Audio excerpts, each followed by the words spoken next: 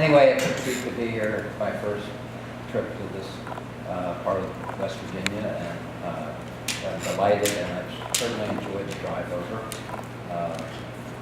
So anyway, so this is sort of an open-ended, a little bit large subject here. So I'm going to do a little bit of an odyssey, a tale of my little journey these years, because I've been in a lot of weird places. I mean, physically, I was in South Africa last week, but I wasn't meaning physically, I meant occupationally. I'm from Delaware, Newark, Delaware, a town, university town, and went to Delaware, political science major, went to Johns Hopkins School of Advanced International Studies for a 2-year master's, and then came out of there. I worked for the Wilmington News Journal newspapers doing sports, and I had a column when I was 19. It was kind of fun. But I didn't want to be a sports writer because I love sports, but I felt it had to be a little more important than sports. I just couldn't imagine devoting my life to sports, no offense to sports writers. So after I came out of Hopkins SICE, there were 600 applicants for 6 positions at ABC News. It was 3 years after Watergate. Everyone in America wanted to be a journalist. Not everyone, but almost everyone. And for any of you that are students, there was a hiring freeze at all 3 TV networks. I had never worked in television. I'd never done news reporting. I had no business really applying. And I got a rejection letter along with 600 other people. There were only 6 positions. And what happened is I felt sorry for the secretary. My mother was a secretary at public school, and I knew that she was getting hammered by all these angry, arrogant reporters. So I ignored the letter I'd gotten, and I basically said at one point, after 5 months of being unemployed, if I could just get in the door to meet with this guy who'd been very famous, White House correspondent for NBC, with both Kennedys when they were shot in the 60s, Sandra Van Open. I said, if I could just get in there and talk to him, I think I have a lot of really good ideas. Anyway, she felt sorry for me or something. I got in, and then I was over-caffeinated, and I went in. I had a little list of investigative projects, bearing in mind I had never done it in my life, and I got hired. It was amazing, and I started the next week. So I was at ABC for 6.5 years. The next week I had ABC News' Learn Breakfast story announced by Barbara Waters is her formal name. Anyway, I stayed there 6.5 years. I got hired by 60 Minutes. I didn't apply. They called me one day, which was kind of nice. I became Mike Wallace's producer. He was the lead investigative correspondent. And I was there 5 years. And I quit. I walked away from that job. I broke a 4-year contract. There were 2 or 3 times when my stories had been spiked. Spiked is killed. And it was for reasons unrelated to journalism. Like the founder of 60 Minutes, his best friend was in the story. I could care less. I was Boy Scout, and I was into the facts, Anyway, I walked away, broke the contract, and started this group with a strange sounding name, the Center for Public Integrity, from my house. I don't necessarily recommend this, becoming unemployed without a net, and then started something from scratch it's a little bit crazy, but it worked, and we did 300 reports, including 14 books in 15 years, won 35 journalism awards, alienated both parties equally. We broke the Lincoln bedroom scandal about rewarding of donors with the Clinton administration. We also put up all the contractors for the Iraq and Afghanistan war to see who was getting rich from the war. It happened to be Vice President Cheney's former company, Halliburton. Anyway, so we had fun, and we were also sued by Russian billionaire oligarchs. And it was during the Bush administration, and the judge was appointed by Bush and Cheney. It did not look good in terms of a lawsuit, but it was dismissed after 5 years. But anyway, a lot of trials and tribulations. I think we were threatened with lawsuits 20 or 25 times. Actually, we had 3 lawsuits. All 3 were dismissed. But it's not fun being in a deposition with, there were 20 depositions, 10 on each side. And I was grilled for 2 full days by 5 different lawyers in fancy suits. It was a law firm. Anyway, so I left the center after, at some point I think the founder has to leave the building. People made jokes about drinking the Kool-Aid, stuff like that. We had done 35 news conferences at the press club. 2/3 were on C-SPAN live. And, but I felt that it really, I had to get out of there if it was going to live on, because it shouldn't be about one person. And I didn't really know what I was going to do, of course, like the other times. You should not do this, or those students here. I would not do that. It's really a bad idea, but it works out in my case. I ended up going to, well, I had fellowships at, taught at Princeton for a semester, Harvard. I had a fellowship at Shorenstein Center, did some stuff in South America with the Carter Center, which was kind of interesting. And then eventually was hired by ABC, sorry, not ABC, American University, to be, they knew that I started things. I didn't mention another group I started, which maybe is more famous than the center, the International Consortium of Investigative Journals. You may have heard of the Panama Papers and the Paradise Papers in recent months. That was the 26th and 27th cross-border investigation by the International Consortium. All of the center investigations and the consortium investigations involved large numbers of people. We did 3 buying of the president books at the center. The consortium, we did all kinds of investigations across the world, and collaboration was a very, very vital part. In the case of the Panama Papers, 400 people, 400 journalists, including data journalists, were involved in 76 countries on 6 continents, involving over 100 news organizations, with a set of data, 11.5 million records.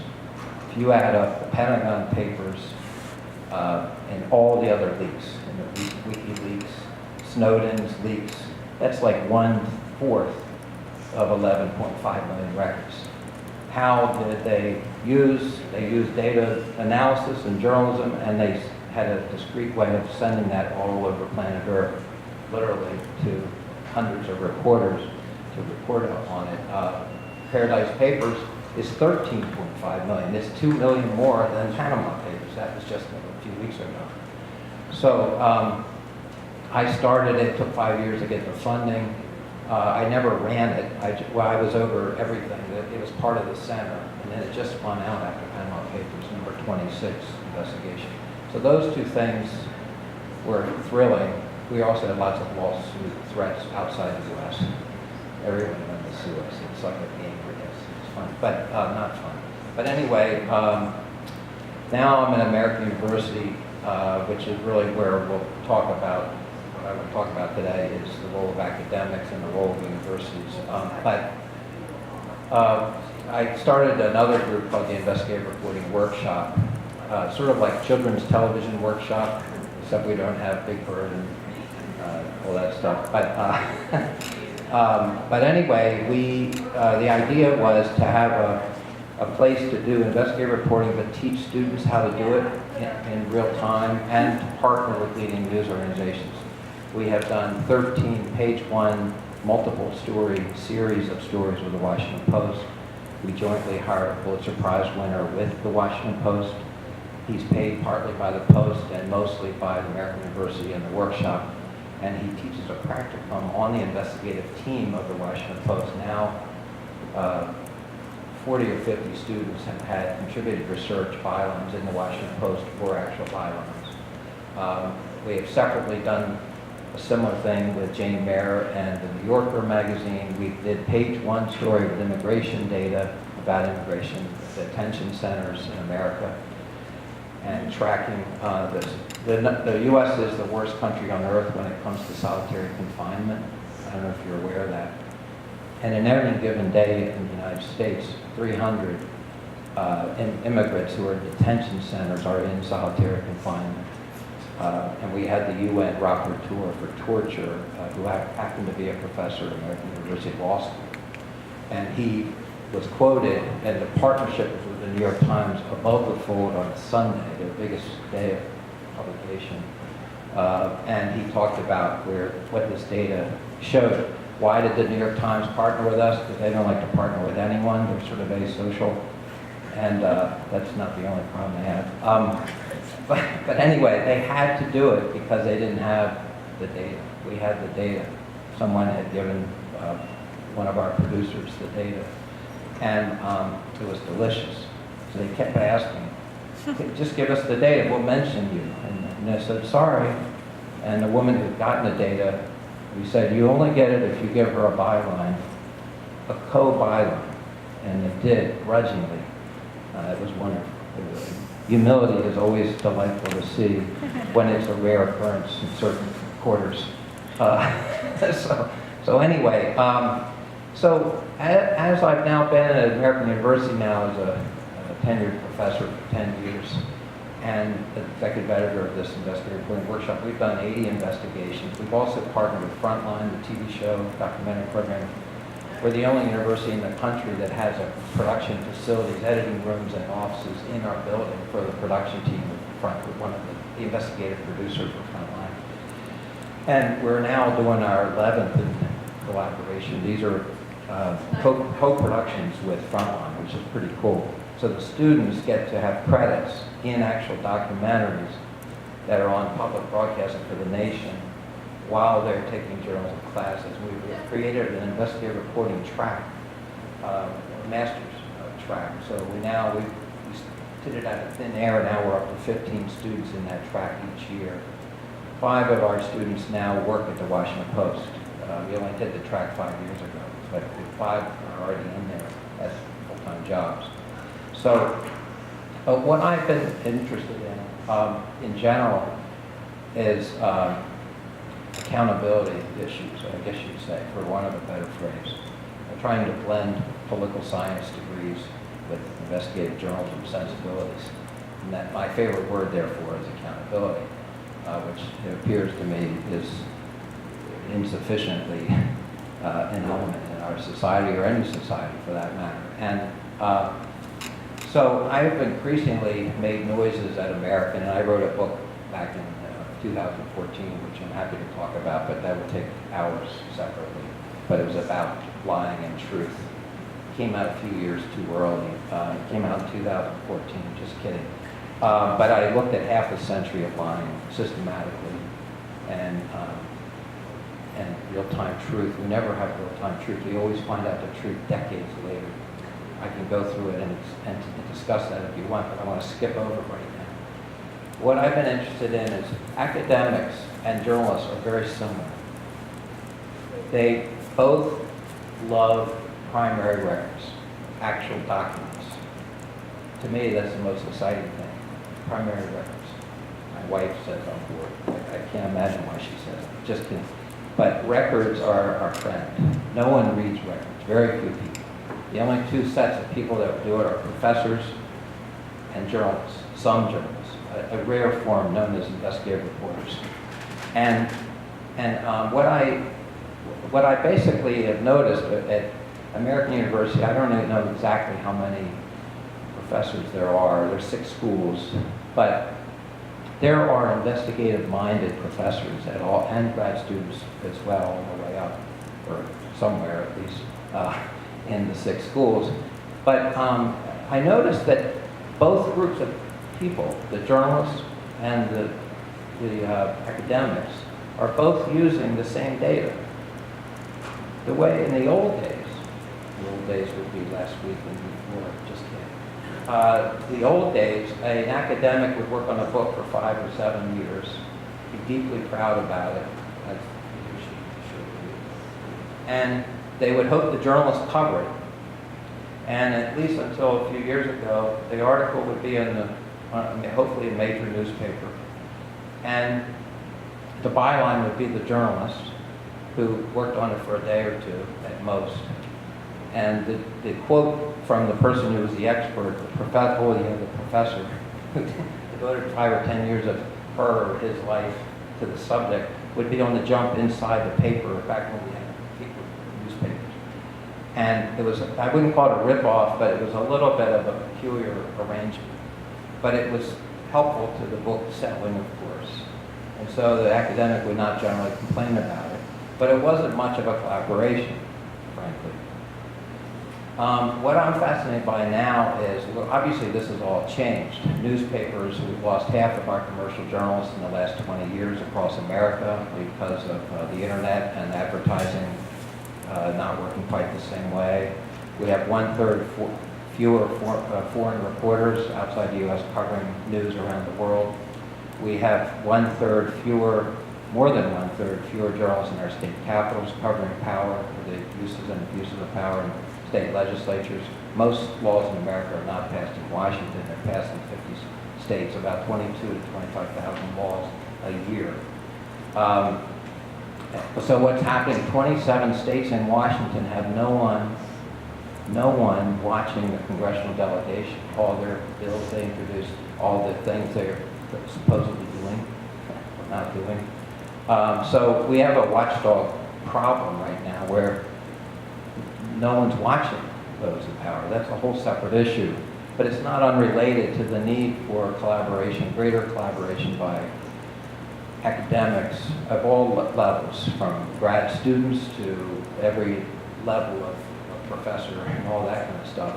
Research professors, teachers as well as, anyway, you name it. And so we did a project at the Investigative Reporting Workshop, and I regret it's only the only one we've done, but I was excited about it anyway. And we found a guy who was, I didn't even know there was a field called public anthropology. I wish I had taken anthropology. I didn't take that. I was a poli-sci guy. I took way too many credits in poli-sci and not enough in other fields. But public anthropology is not unlike investigative reporting. And so he was fascinated personally, I mean professionally and personally, I guess, about U.S. military bases across the world. And it's well known the U.S. has always had the most military bases across the world. We're sort of proud of that, but it is a fact. He wanted to see where all those bases were and what was new, were there new bases? And the answer to the last part of that is yes. And so he had a book, but he needed help. So I have 3 great journalists. Together, the 4 of us have about 100+ years in national journalism.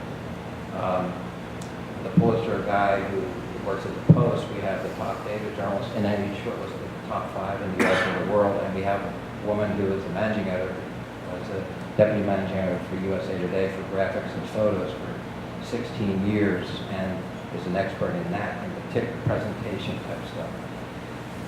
So he needed help with maps. He had identified bases all over planet Earth, but he didn't know beans about mapping and having the visuals jump off the page in his book.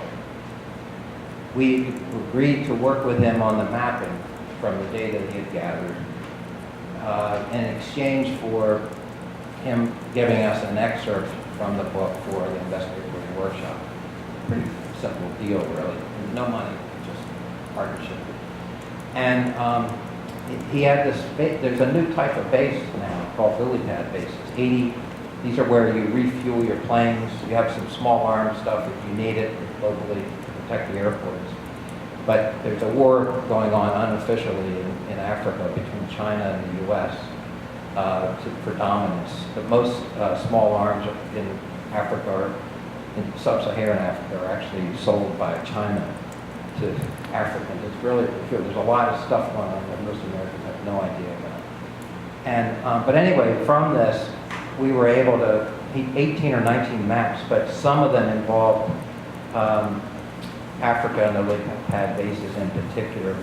And so we did a thing about this new type of base and how there have been 80 of them built in like the last 4 years in parts of the world that most Americans have no idea we have anything going on there. And it's a small example, but it was fascinating to us, and we thought, my God, this could happen all the time. So I convened 15 professors from 4 divisions inside the School of Communication.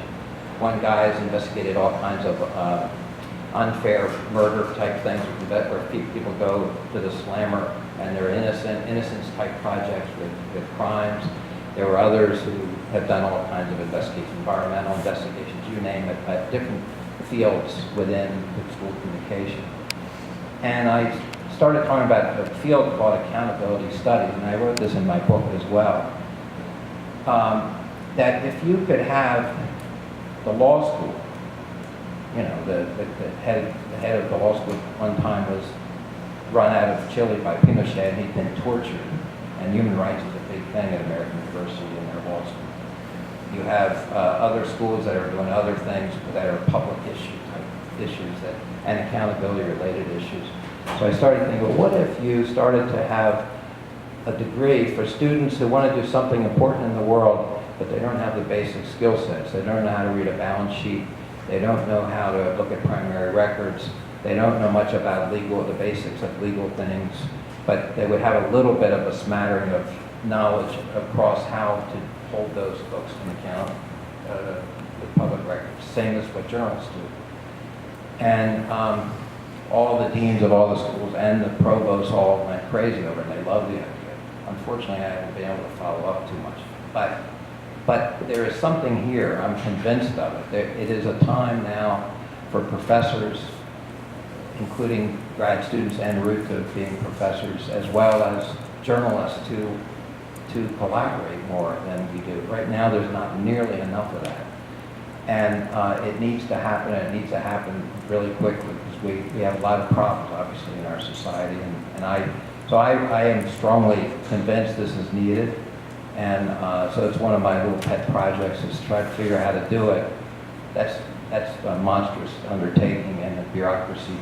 Most universities, certainly not this one, but some universities have a real problem with administrative red tape and getting things approved. You'd have more luck with a glacier somewhere moving 2 inches. But anyway, so I haven't had enough time, because I'm always doing some other stuff, to figure this out. But I do believe, one other thing I'll mention, we're tracking water. When we saw that 27 states or 28 states had a drought a couple of years ago, remember California had to ration water, which was very unusual. We noticed that when that happened, there was 130 professors all over the entire United States helping each other, looking at primary records, NASA data. There's NASA data that can actually see how deep the aquifers are and how much they can predict which countries are going to run out of water, and therefore will have refugee and migration problems in the next 5 years. There are several countries, not all in Africa, not all in the Middle East, one that is in Europe. And these things are so interesting. They're so vital to humanity and to the world. Journalists and social scientists should be doing this together. They should be working together, doing this, educating the public, and also learning more in terms of the academy and all that. So those are the kinds of things I've been involved in. I've been involved in a lot of things. We could probably talk for about a week. I think it's better if I stop yammering here and do questions if you'd like. I can talk about whatever you'd like. We have investigated and alienated almost everything possible. Just kidding. But not kidding entirely. So if you want to talk about that, you can. The book I did was about truth. As I said, it came out a few years too early. But we did look at half a century of lying by corporations and by U.S. government. And we looked at the actual false statement. We looked at when the public found out the truth about the issue at hand. Smoking, lead paint, lead, all those issues. And then we wanted to see, where were the journalists? Guess what? The journalists were always the caboose in the train. The journalists were the last ones to ever know, which is really disturbing. Journalists think they are always the first to know. Guess what? Not true. And so also encouraged me about collaboration and accountability, because often academics are in the weeds so deeper than any journalist, daily working journalist, and they know stuff that others don't know, but they not always terrifically communicative with other folks as they're protecting their research, which I get. Anyway, so I think there's a need more, now that we've done collaborations across the world with the International Consortium with journalists, well, a lot of the data journalists are actually academics and journalists, because they already have PhDs in computer science, et cetera.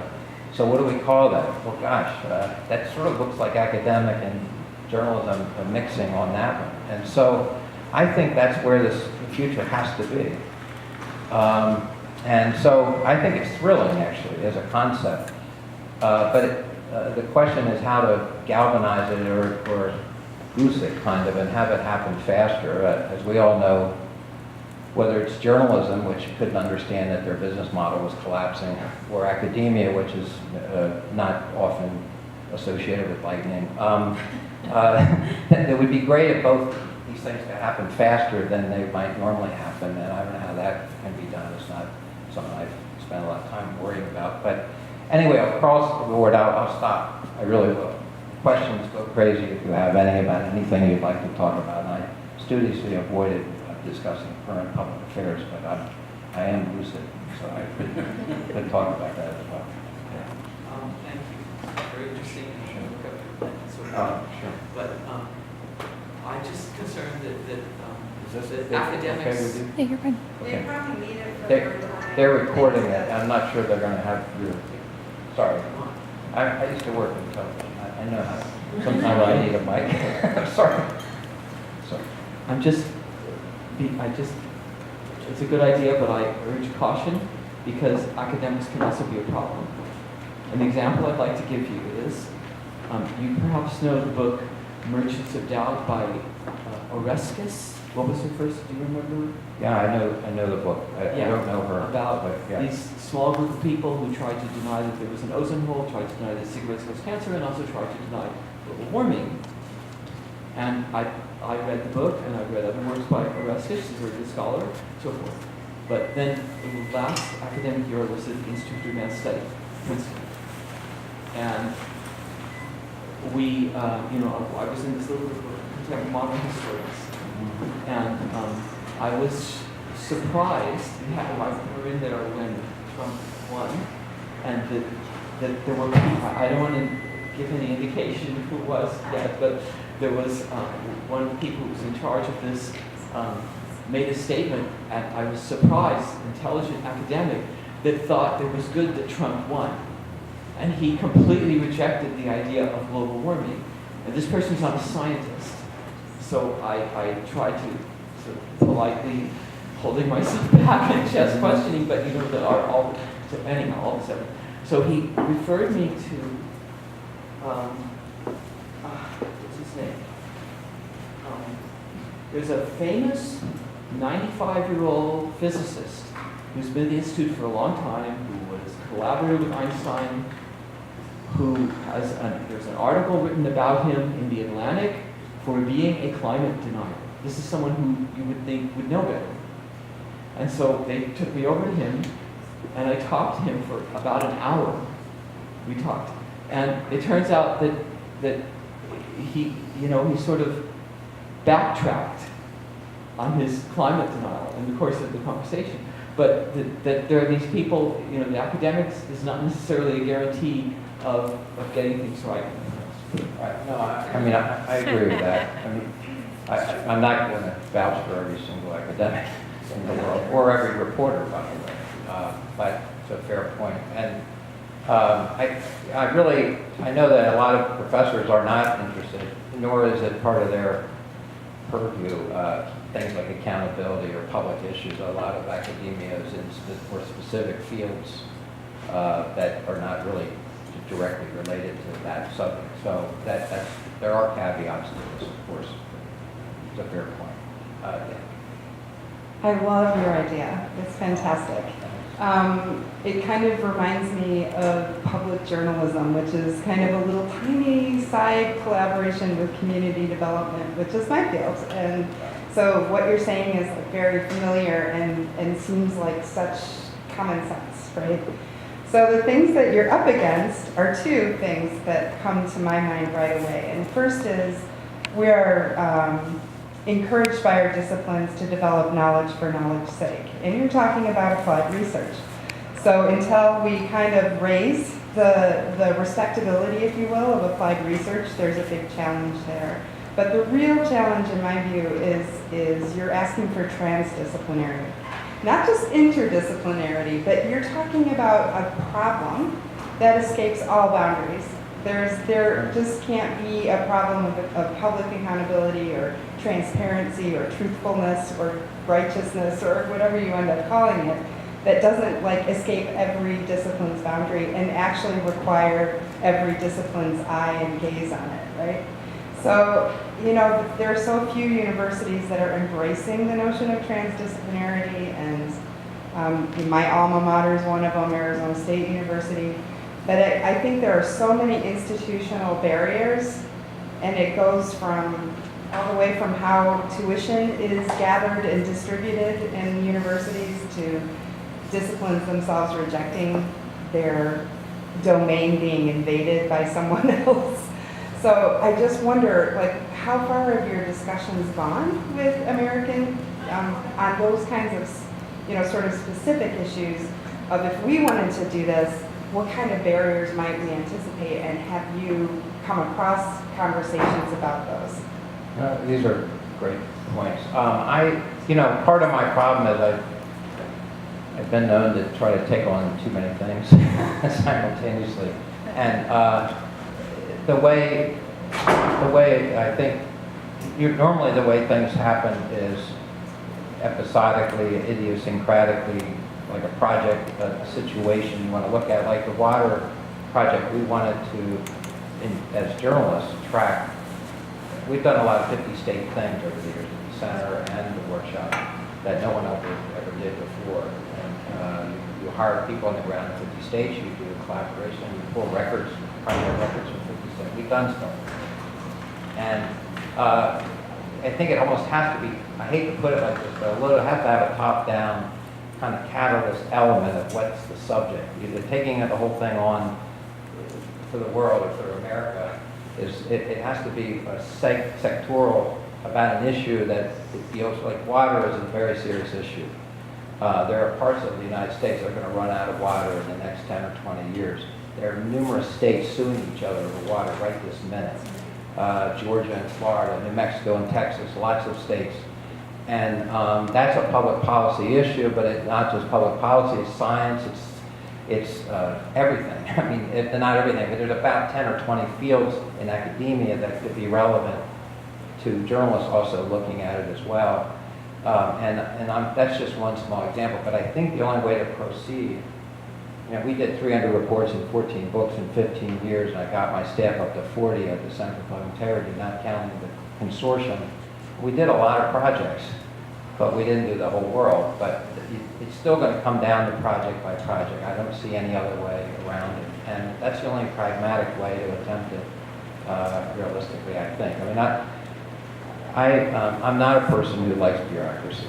And so maybe this sounds like I'm swimming up the Mississippi River. They still have water in that place. But anyway, I get your point as well. Yeah.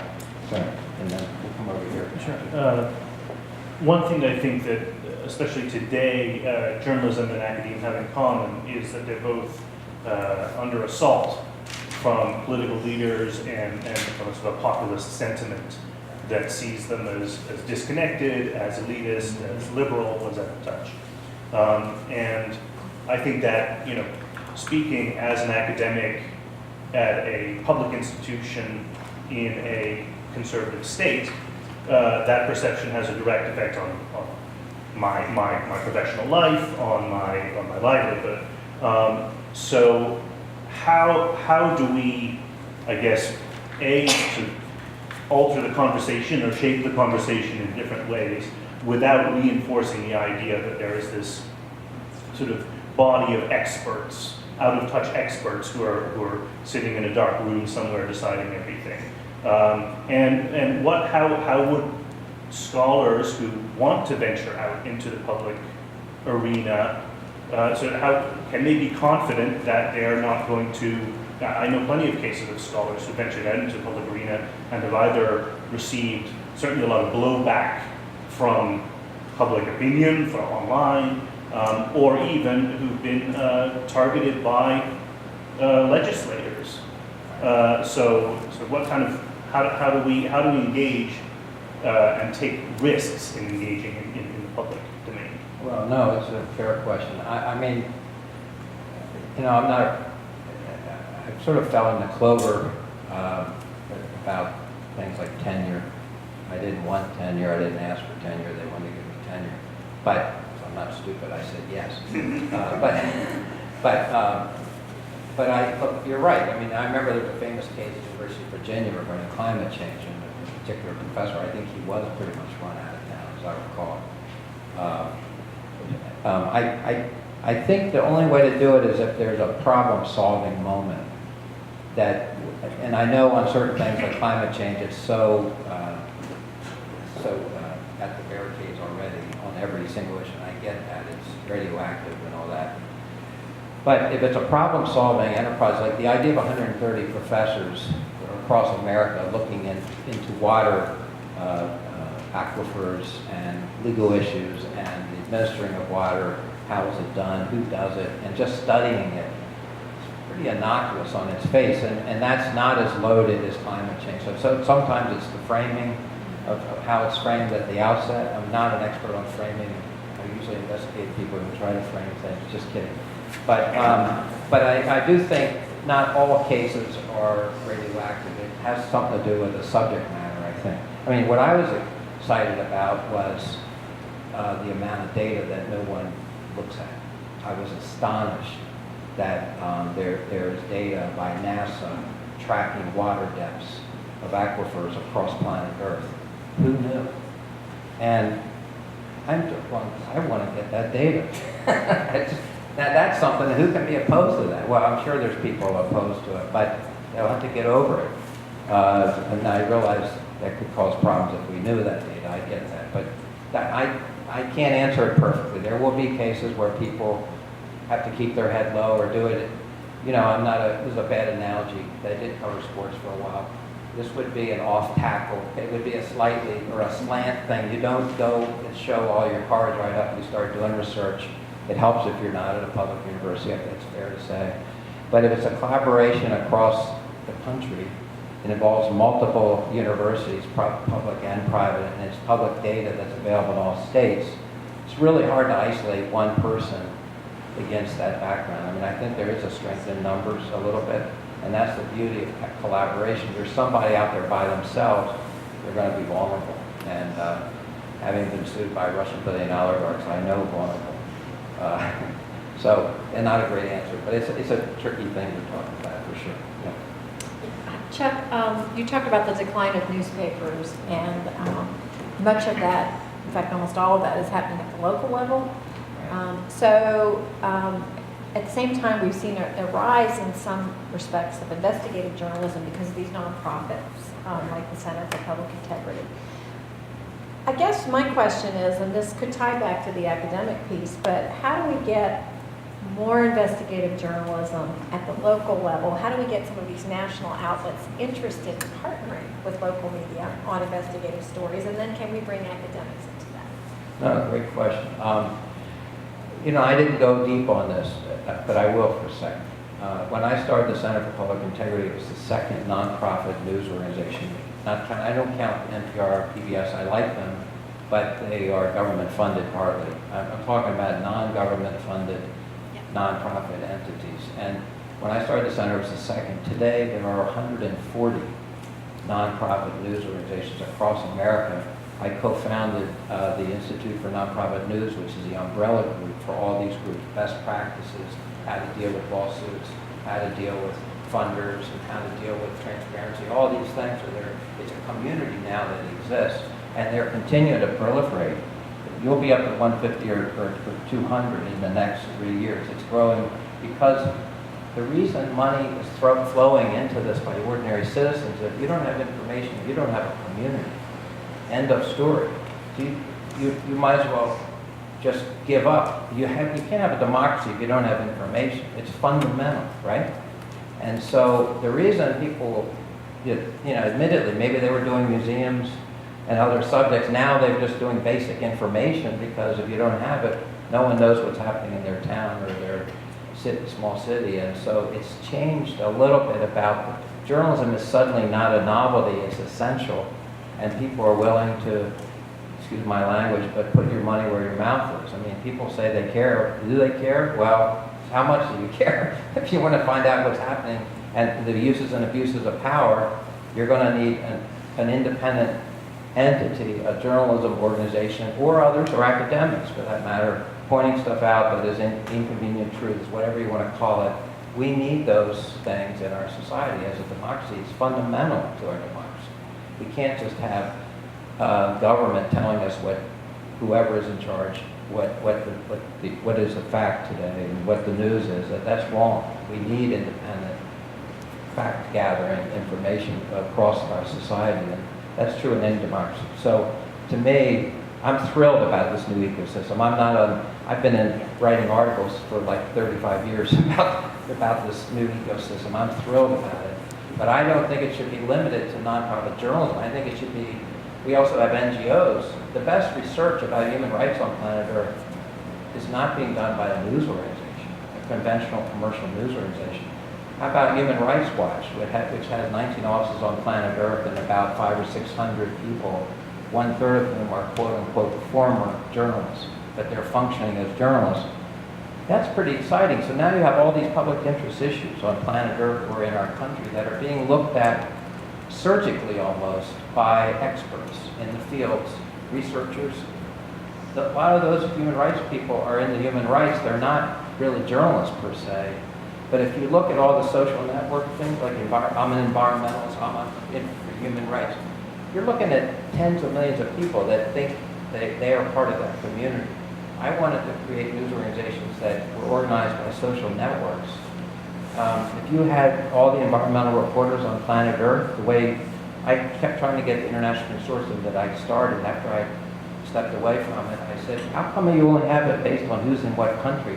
Why don't you have all the ones who track corruption on planet Earth and health and all these subject areas? That's the next iteration. No one's done it yet. I think they're crazy. I would love to start that just for the mystery factor. They're making a mistake. They're up here. They could go deeper, and they would be better. It'd actually be much better. But maybe somebody will do that. Other questions? Yeah. I love your stories and the success that you've had collaborating with academics, but one thing that worries me about the potential for growing this is that for most academic disciplines, the currency is peer-reviewed publications, right? That's what we're rewarded for, that's what we're evaluated on, and it's one of the only things that we're evaluated on, so that when we do things in addition to peer-reviewed publications, we don't get a lot of reward for those, and in fact that takes time away from the other activities for which we do get rewarded. So what's motivating the academics who have worked with you, and do you see any promise in that structure? I see from your one example where the man came and he needed help, right? He needed help with what was going to be his peer-reviewed publication, and that was a beautiful quid pro quo that you worked out. But have all of them been that way? Well, no, I mean, it's still in its infancy as an idea, and that's my best example. So I'm not going to suggest I've been doing this academic collaboration as much as I'd like. It's really the part I want to explore more now.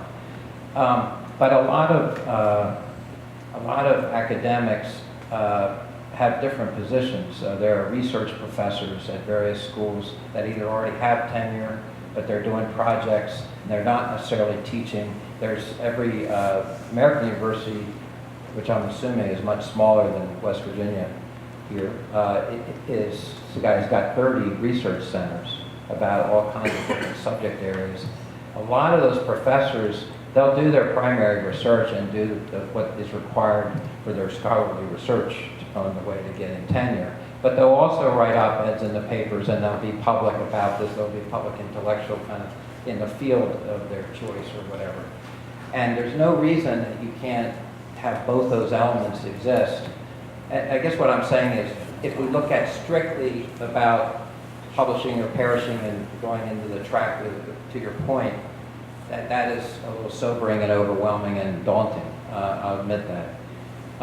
If we look more broadly at the idea of collaborating, and maybe it's something one does in addition to trying to climb the ladder there. I'm very fortunate. I ended up inadvertently falling in clover. They noticed that I had been involved in co-authoring about 10 books, and they decided to sort of grandfather me in, which I'm embarrassed about. It's kind of nuts, but I'm not complaining. But so I don't have to worry about that. And most of the journalists I'm working with don't worry about it. They're basically paid to be teachers about what they teach about, investigative journalism, residence, that kind of thing. And they're not on a tenure track, and it's not a consideration. So there's different ways to go at something, and I'm not persuaded that it prohibits scholarly endeavors that are not related necessarily per se to tenure. I've never really liked that rigidity. It's not who I am, thank God. Just kidding. Anyway, but I get the point that you're making. It's a fair point. I just think a lot of academics find time to do both. They'll work on one big project that moves it down the field for their tenure stuff if that's needed, but they'll also write op-eds, or they'll pitch in on a team looking at some other subject, whether or not it makes part of their scholarly research, but it's just public research that's important and relevant. There are people that do both, I guess is what I'm saying. So that gives me hope, I guess. Thanks. Yeah. You mentioned op-eds, and in my own experience, I feel like I'm encouraged to write op-eds, but it sounds like what you're talking about is something different, like involving academics more in substantive journalism. And there are training programs for academics like me, like the op-ed project, to teach me to write better op-eds. Would you consider creating a training program for academics in investigative journalism? And if you invited us to your workshop, what would you tell us? What would our first lessons be? That's a cool question. That is a It's very alluring. I mean, all academics are investigative by definition. If they're doing primary research for original research, scholarly research, they're doing the same thing a journalist does. I mean, the thing that drives me up the wall is journalists are over here in their silo doing primary original research, and academics are over here doing the exact same research. And it's nuts. They should occasionally talk to each other, and some do. It's not like they live in a monastery or something. There is collaboration, or at least discussion socially occasionally, but not always, and maybe not even often. So I guess what I'm getting at, there's got to be a way to break down some walls. I mean, one of the things I wanted to do, I have a lot of wild and crazy ideas, and most of them never, my wife has pointed out, don't ever happen. But I wanted to create like an accountability studies journal or something, and I wanted to link together preeminent academics on planet Earth across all 6 inhabited continents. And I had people who were interested in doing it, and to do like a quarterly publication of in-depth primary research that will benefit humankind, that's timely and important right now. I'm sure you might have been referencing, without saying, the conversation that was created in Australia that is now throughout the world with 35,000 academics. I'm pretty close to the founder and was on the advisory, I think still on the advisory committee for the U.S. But that is a cool idea of having all of the reason they had to create that is getting an op-ed in the New York Times is hard, almost impossible now, because they have their own columnists. There's like one space every month for a human that is not, with the New York Times. I'm just kidding, but not really. And so there is a need to increase and broaden the possibilities for the conversation is a good idea. There's a whole nother thing. The founder has left his own entity. The conversation is now creating a whole nother entity that even goes deeper than the conversation. So, and it's similar to what we're discussing, but he's not into accountability the way I am. He's also not an investigative reporter. He's a good guy, but he's not his world. But the possibilities are, we're just getting warmed up here, is what I'm saying. I really think the possibilities are endless. It really comes down to network. I wanted to create that accountability studies journal or whatever, but one of my top people had a bout with cancer and died, and they kind of took a lot out of me the last year or two. And things like that gave me away. I mean, not to sound callous. Yes, he was my friend and he died, but in addition to it, other things in human life intervened. But the idea is a sound idea. We have to find a vehicle and a way to do it. The conversation is not investigative or does not focus sufficiently, in my view, on accountability issues. And I would have done it differently. So, other questions? Yeah. I have a couple of questions. One is, you did talk about that. Would you consider creating some kind of a voluntary database where if I wanted to put my name out and say, this is the area that I'm interested in, other people can look, or I can look to see if people are interested in what I want to do, perhaps we can develop these emails to start a collaboration. And secondly, more importantly, you talk about primary sources, and a friend of mine's a librarian, a research librarian, and she lost her job because librarians are losing their job all over the country. Can you talk about the role or the importance to you of librarians and research librarians and how you get your primary sources and where we might look for different things?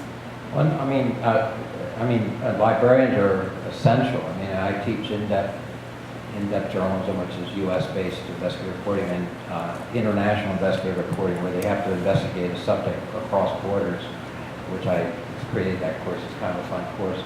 And they have to talk to the librarians because there's all these publications from planet Earth that none of these students have read remotely.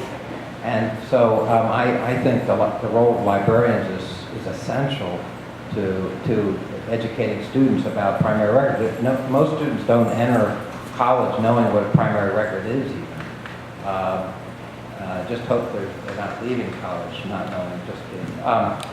On the first part of your question, I have this project. We got, hold on to your seat, about $900,000 to do this project. It's driving us up the wall. What is called the Public Accountability Data System. And we are trying to pull together the most vital public record data about specific, we call them clusters. And the first one that we've been working on is campaign finance issues. All 50 states, the 50 or 100 largest cities, the value-added places like Open Secrets and Follow the Money. I'm on the board of one of those. And we basically are about finished that one, and we're getting ready to do other clusters. And what I wanted to do with that is develop a community of professors that are into primary records of these certain types. Criminal justice is an example. We haven't done that one, but that's an example of the type of journalism, type of record, sorry. Court records, police records, all kinds of records, lawsuits against police, all that. You could have a whole cluster of material, folks who care about the subject, who contribute stuff into it, and it becomes a publicly available cluster that's searchable. It has a search function or several search functions depending on parts of it or whatever, depending on how big it is. And it will have to involve the crowd. And it'll have to have a larger element. It can't be 3 people in the back room starting something. It's going to have a communal element to it. Even though I created the International Consortium, it's not the same as that. It's something I've never quite done. It would be kind of fun to try. But I do feel it's doable. I don't think this is inconceivable. Look at, I've interviewed, one of the people I interviewed was Jimmy Wales over in London, who, as you know, created Wikipedia, which has always had issues when it first started, but it is the #5 website on planet Earth. They do have 75 citizens across planet Earth contributing throughout the year multiple sets of research to help with their with what's on their content. It's not perfect, but it's better than it was in the first 2 or 3 years. It has gotten better over time. And so that's a really interesting collaboration. But there's also, Google has data places that has also got a crowd element to helping to build it. So it's not like what I'm saying has never happened or it's not possible. We are seeing evidence of this kind of activity, this kind of collective interest in public matters and having something to be created from it. So to me, it's now the question is what is most needed and when and which should be first. And you got to get on with it. We have so many issues that are not being addressed. And unless you have communities that are into the subjects, you're not going to get anywhere close to accountability in our society. And that's just obvious. That's not the only problem we have, but it's one of the problems. Sorry, there was a question here, I think. So I'm not an academic, but I work in the university's communications and marketing arm, and my area is research communication. So in terms of a lot of the things that some folks have said here about particularly the time that it takes and sort of the reward in terms of publish and perish, particularly for junior faculty who are on the tenure track. One of the things that I wanted to ask you about is whether you had success working with university PIOs or communications PR people in terms of them being an intermediary with academic faculty and telling their research stories, where journalists can access those stories through the university's news websites. Our university has an experts database. We also participate in the conversation through our department. And we actually are launching a training program next year specifically for faculty members to talk about their research publicly and with journalists, not necessarily investigative, but with media in general, just talking about their research to a public audience. Have you had success maybe? I know sometimes the world of PR and journalism don't always mesh, but from our university standpoint, at least from our standpoint in university relations, our goal is to talk about the research that's happening on our campus externally so that journalists know what's going on here, so the public knows what's going on here. Have you had success in that area? We have folks doing the same function at American University. I'm being frank, I'm generally a pretty frank guy. Our success, such as it is, with the folks that do the PR are internal, like for the magazine that all the alums get, and or on emails that go out to 20 or 30,000 alums and people who are part of the American University community. They are not able very easily to deal with major media. Maybe it's because there's 13 colleges and universities in the DC area. There's many reasons for that. I'm not trying to be as critical sounding as I am, but I'm not going to sugarcoat it either. They don't. Part of it is I've done this. I had 35 news conferences at the National Press Club. I've been on C-SPAN 49 times, and I don't. No offense, but I don't need them to reach out to media stuff. If we have something big, we can release it ourselves, and we have sort of our partnership. I'm not saying that's good, but some of the folks that I've had to deal with are not really all that competent. Not present companies, I'm talking about my university. So I just do it myself. So I think it's helpful, particularly for faculty. It's a nice, so that the entire burden is not fully on their shoulders. Composing the story and because we have relations, particularly with the state media. We have very close relationships with the editors and journalists in the state. Again, as you said, breaking into the national publications is very difficult. But in some instances, we have relationships there too. But I understand your point of view. Well, and you know, West Virginia University is one of the major institutions in this state. For the area media, this is always a big story and an important story. So, you know, the District of Columbia is basically Washington Post, and the last thing they care about is one of the 13 universities, unless somebody died, someone's had a scandal. We had one or two presidents who got in trouble. Those were good stories. but things that celebrating research findings or something are not generally, it's hard to break through in my experience, unfortunately. I have another question. Sure. You talked in the very beginning about how universities and newspapers are starting to get this tag from some of the administration. How do we work together? How do we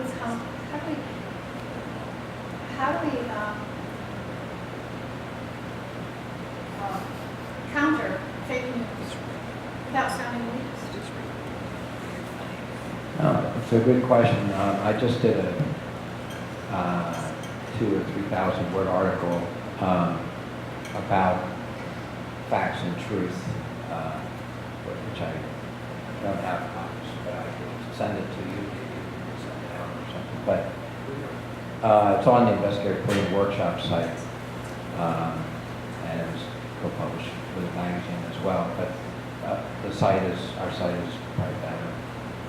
It's basically looking at truth issues and facts, and when you have a society where 35% of the population has not noticed there's been some issues with facts and truth, and they've not noticed any problem with information not being correct or true, and it's 1/3 of the United States, and it hasn't changed one bit in the last year.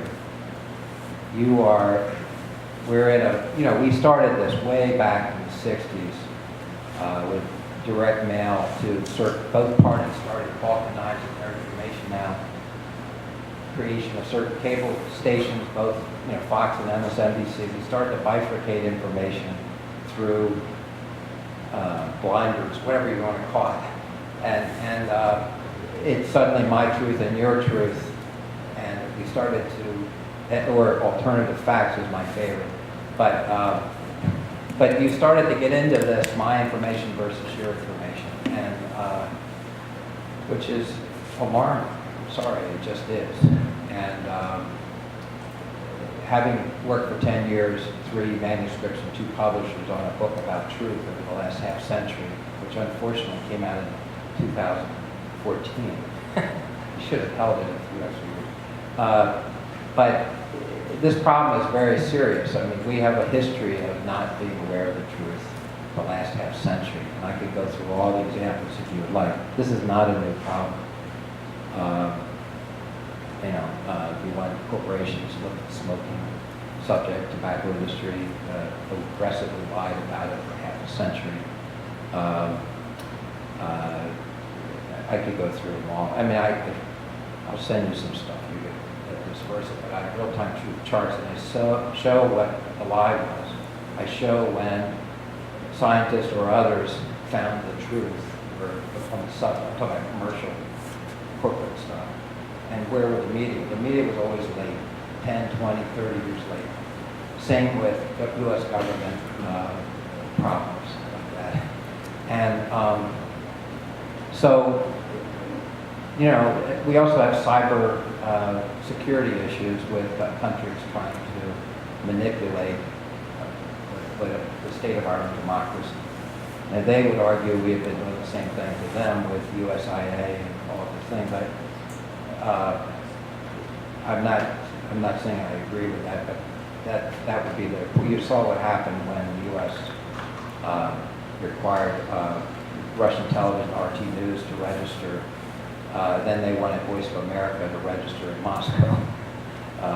That's a whole other subject. But yeah, there's a problem here about truth and information. And it's not new, it's really not new, it's only gotten much worse, that's the problem. And to me, as a person who spent that much time on a book about truth and facts and finding out that 35% in the last 18 months have not budged, not even 1%, about their perceptions on facts and truth, to me is really scary. And it's almost the scariest thing I've seen in all my years as a journalist. Because if we don't know what the facts and the truth are, good luck with this thing called democracy. That means reason and logic and information is suddenly debatable across the board with no agreed upon core facts about our society. That we're starting to lose that element, and that to me is really scary. So I don't know what the answer is. I won't be able to solve it tonight. Just kidding. But I do think it's serious. I really do. And for journalists, now it's my news outlet versus your news outlet, and now everything has become politicized and ideological. So you may have the two news organizations that have won the most Pulitzer Prizes and are generally the most respected, not only in the U.S. but around the world. But they're not in a certain way. They're seen as liberal media. This here we go. So these are all being denigrated now by folks who want to do that. We want to believe what we want to believe ultimately, and that's really disturbing. So I don't know if I have any great answers about it. I think we better figure it out and start to solve it pretty soon, because the whole fate of our democracy depends on us knowing what the facts and the truth are. If we don't know that, we're in big trouble. I'm hoping this is just an aberration, but I have a feeling it's not. So, yeah. I wanted to respond to that, Chuck. I feel like, and I don't know that I have an answer or even a question, but I feel like this is where academics and journalists could come together to solve this problem, because this is the problem. It is. Nothing else matters. I All that great investigative work that's being done, Right. if it's not reaching an audience, or the audience isn't receiving it in the way we want them to, Right. then it really doesn't matter. So that, to me, is where we should be pulling together with academics. How can we solve this problem?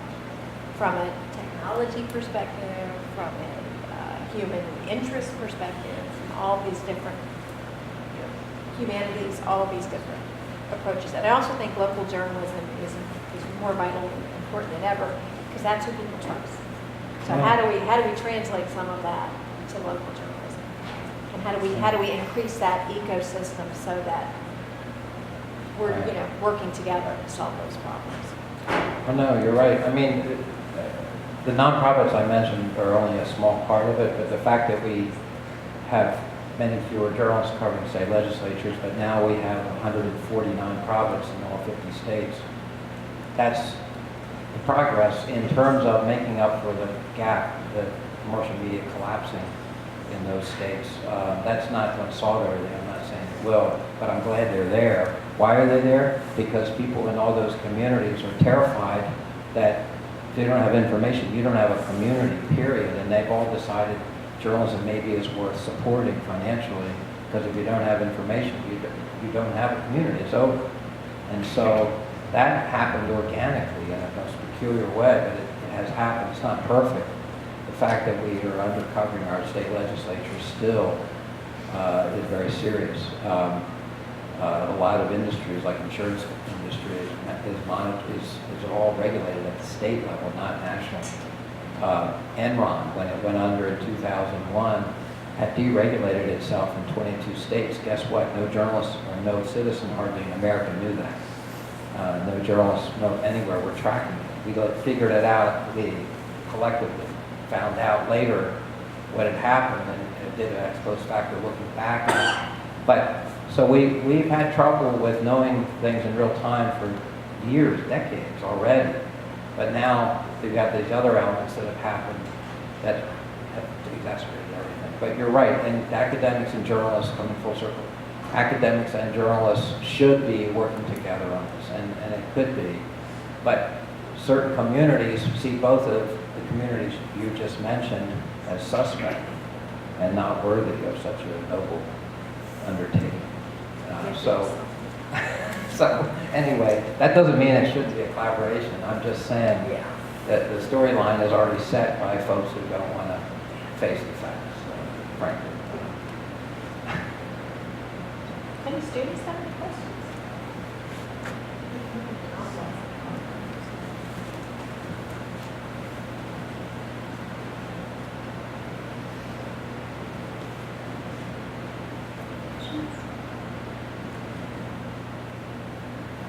They're being bashful. Yeah. I So was- just to clarify, Dean Reed, public journalism is how I understand local journalism, so let's talk about that. But there's one thing that we haven't talked about, and I'm kind of surprised nobody brought it up, and that's, where's the freaking money to do this work? The reason I ask that is because sort of a stand-in for the actual peer-reviewed publication is the attraction of research dollars, right? So applied research grants are just as good as an NSF grant when it comes to, hey, we're bringing in dollars to do research. And that's something that we all can report in our productivity on the tenure track, right? And after tenure as well for merit raises and whatnot. So I'm just thinking that, you know, you're saying, hey, let's not try to do this bureaucratically. Let's do it project by project. Let's do it problem by problem. So I think that's probably a way forward if you can help us understand how you got funding, like at the center, to do these really big projects that we could then engage in. No, great question. You know, bearing in mind when I started the center, I had never run anything in my life. So it's slightly Inspector Clouseau element to trying to do it. But over the years, I've raised $40 or $50 million, and I've done it from foundations and individuals. Universities seem to have to covet, in particular, government money, usually because the overhead is 40+%, and foundations will only generally allow 10 or 15, maybe 20% at most. Depends on the foundation, some zero. But anyway, but there are 100,000 or more foundations in America, and there's a way to identify ones that care about specific public issues like the environment or health or whatever the subject is, international subjects. And I'm not saying it's easy, and I don't really enjoy it. In fact, I hate asking for money. I usually just get talk about an issue, and they look at their watch, and finally they'll say, well, would it work if we gave you this amount? And I said, that's perfect. And I used to have this battle axe, Larry, I adore her, but she was this crusty woman, development director. And I would talk about lofty, cool things, and they were all getting excited, and I could not ask, I just can't ask for money. I hate it. So I would never ask. And then finally, she would come in and say, well, when's your next docket? Let's see, it's March, right? And your average size of gift, I believe, is $75,000. Is that right? Yes. But then, are we down for $75,000 in March? And I'm like, I'm embarrassed. How did she do that? I've never, ever managed to do it. I've been very lucky, but I'm embarrassed. I'm shy about that. But you can raise lots of money. I don't take government money because I often investigate the government. I also investigate corporations. I investigate everybody. Just kidding. Not but I've never wanted to take government money for that reason. But you'll still be criticized for taking foundation money. I'm not saying I haven't been criticized. We've even been sued, and we had 20 different threatened lawsuits and 3 actual lawsuits, and they were dismissed. It wasn't fun, but we got rid of the suits. And the Russian billionaire oligarchs have lots of money. They spent $8 to $10 million to bury us. We had insurance, thank God, but our annual premium went from $17,000 to $125,000, and I managed to pay it, thank God, and then we got rid of the lawsuit. It took 5 years, but now the center has liable insurance again. Now I'm inside investigatory workshops, part of American University, We don't take government money, and we do disclose our donors, even though we're not required to. But I believe in transparency. I think we have a right, we have an obligation to tell the public where our money came from. We do not take anonymous gifts, because it looks weird. Based on what you said about your experience with lawsuits and the legal system, which sounds horrific, It was. I'm wondering, it seems to me like that's going to be another obstacle or another barrier to this, either the threat of lawsuits and legal action or the actual legal action itself, a deterrent to the work, a disincentive, if not an outright hostile threat. So what do you think we might need in terms of legal system reform to facilitate the kind of work you're describing? Is that possible to even hope for? It might be possible. I would not say it's likely, but I'm just being really direct. I was trying to, the first part of your question was, can you say it again? Because I was going to give you a specific answer to the premise part. Well, the notion of any ideas you may have for reform of the legal Right. system that might facilitate the work you're describing and make it more likely that journalists and academics will work together or want to work together. This is the dirty little secret. Nobody ever talks about it.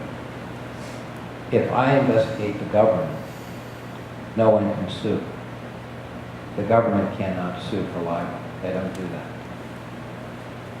that. So, am I going to investigate the government, or am I going to investigate corporations, which do sue? You look at the Pulitzer Prizes over the last 100 years, there's only about 10 stories that won the gold medal Pulitzer Prize in 100 years, because most journalists investigate government because there's no threat of a litigation problem.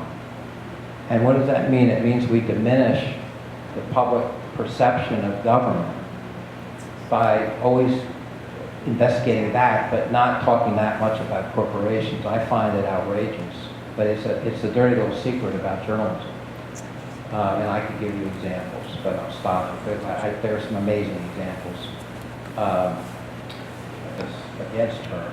And we were showing some things that people don't know about beef and the beef industry. And it was when people were dying for bad tacos, etc. And we had some amazing information. I was really excited with our report. We had all our stuff reports.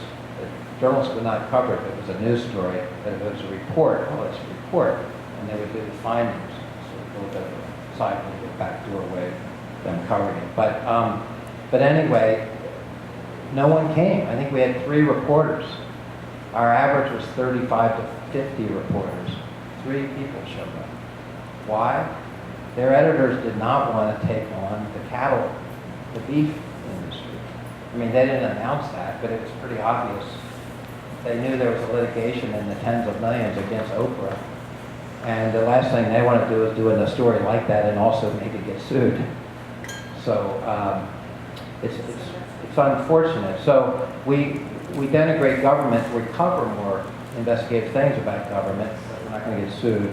And private sector things, they have less transparency, especially privately owned companies. We have some rather large ones that are quite politically active as well, that don't get much coverage because they're privately held, and they pay $400 million in fines by governments on planet Earth, but you don't see enough coverage about this particular company, even though we've done a few stories. But you're playing with your life when you do it, not literally like being hurt. It just means money out the door. So, any other questions?